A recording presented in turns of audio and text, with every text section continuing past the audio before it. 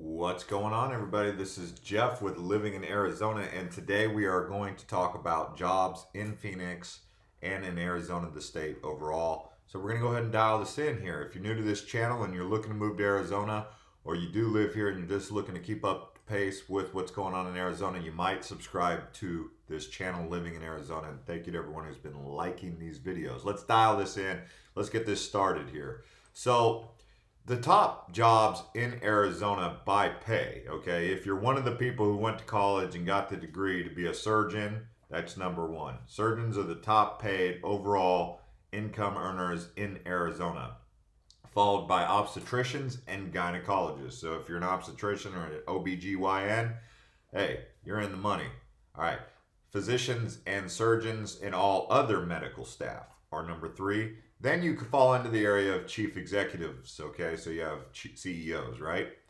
Outside of medical, so it's the highest paid people in Arizona are medical, dental, obviously surgeons, even some of these other areas related to it, such as family and general practitioners, psychiatrists, physicists, psychiatrists. I just mentioned that, internists. So for the most part, medical is the top job to get paid the big bucks in Arizona. Now, does that mean that you have to be if you're not in medical that's the only way to make money? No. Okay, because I know people, especially in booming markets, they've made money, a lot of money doing flipping houses. Right now, the housing market in Arizona has been really strong, so some real estate agents can make a considerable amount of money in this current economy that we have right now, right? So that's pretty good, right? My dog's over here eating a tennis ball. I'm gonna have to take that away from him if he keeps chewing the bark.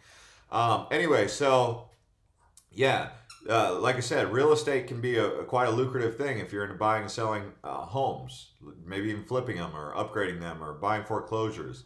Now, as far as major corporations in Arizona, you've got PetSmart, Circle K for convenience stores. These are some places that you might consider getting a corporate job, right? We've got Walmart's, our grocery stores, our Fry's, Safeway, Bash's, Albertsons. You know, depending on where you're coming from, you're like, wow, I've never heard of any of those. Or some of them you might be like, hey, I've heard of Safeway, but I've never heard of Fry's or Albertsons. Well, so if you're into the grocery industry, that's kind of who you would be looking at. We've also got Sprouts. I believe we have World Market. We have AJ's Fine Foods. We have Trader Joe's. We also have Costco here. So if you're looking to get a stable job, you can get a job at Costco. And whether you're a greeter, a meet and greeter at Costco, or just someone who stocks the shelves or even does checkout at Costco, people like working at Costco. We have those here in Phoenix and all across Arizona, right? Now, if you're looking for some of the other jobs besides medical, which is like dominates the top 10, you start to come into the area of computer and informational system managers. A computer and informational system manager makes $141,000. So if you're looking, if you're a young person or if you're someone looking to go back to school, you might consider going into computer science or medical. Basically, is where the big dollars are.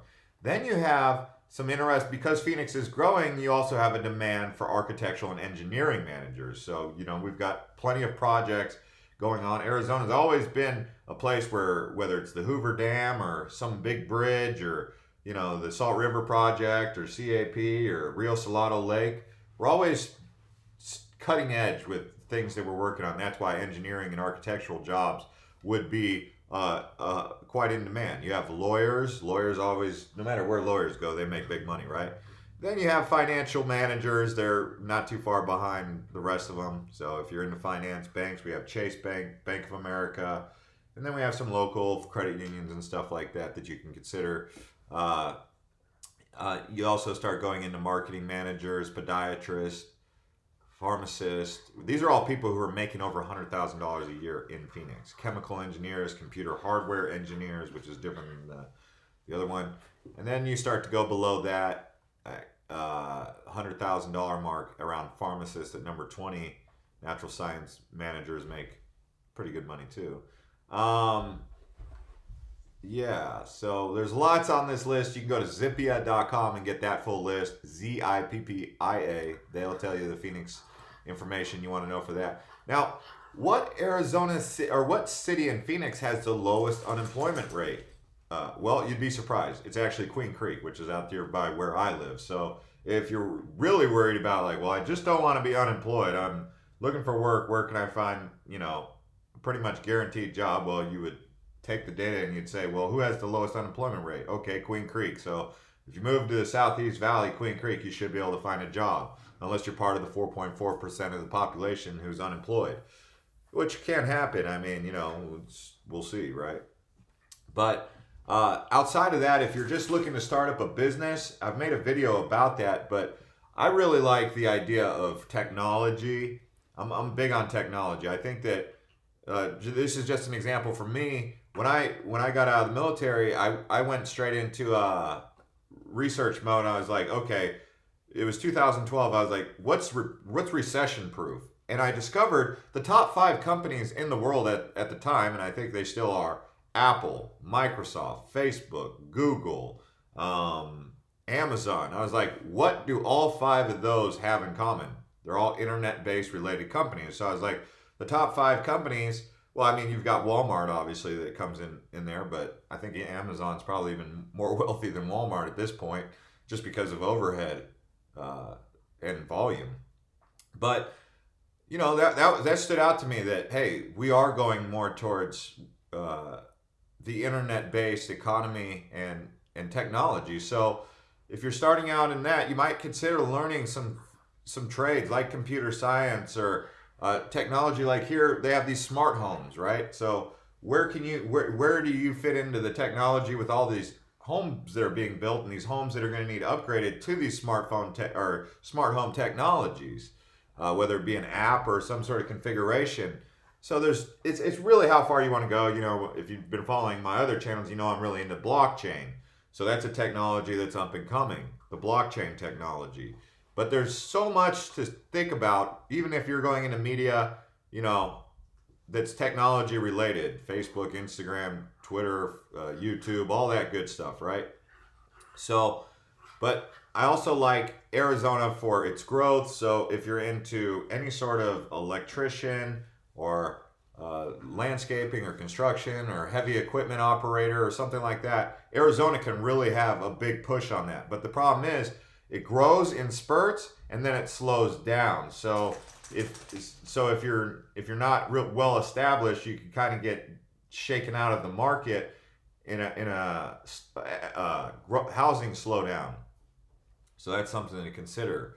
I think natural science evaluators are pretty important here. People who are able to analyze water, come up with new ways to get fresh drinking water for the population. I think that's going to be big, moving, especially as the drought continues. Desalinization, water treatment plants. I think those people are always going to have a job here. People who deal with water technologies and clean energy, solar, stuff like that's really popular here in Arizona because we get lots of sun, right?